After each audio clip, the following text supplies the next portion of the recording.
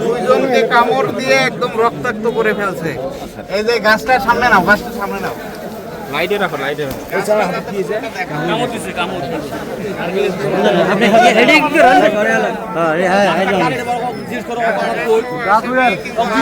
ধরতে যে কামড় দিয়ে কত বিক্ষত করে ফেলছে। তোমাকেও কামড় দিছে?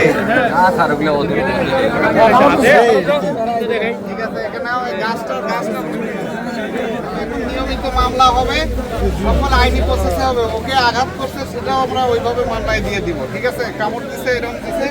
আর যেহেতু এটা তারা আগে গেছে যে আমরা যৌথভাবে এটা অপারেশন করছি। ঠিক আছে, তো এখানে বাদী পুলিশ কোনো সমস্যা নাই, কিন্তু এটা কিন্তু যৌথ অভিযান, পুলিশ একা করে নাই। কিন্তু আপনারা দেখছেন তো, যারা আগে গেছে, যেহেতু বর্ডারে আমরা যাইতে গেলে সমন্বয় করতে হয়। এটা আলাদা একা বলার কোনো সুযোগ নাই যে পুলিশ বা এরকম কিছু না। ঠিক আছে, আর দ্বিতীয়ত কিছুক্ষণ ফর্মালিটিস আছে, যতটা আপনারা সই দেন, দয়া করে ওর গায়ে কেউ হাত তুলবেন না, আঘাত করবেন না। ঠিক আছে, আইন নিজের হাতে কেউ তুলে নেবেন না।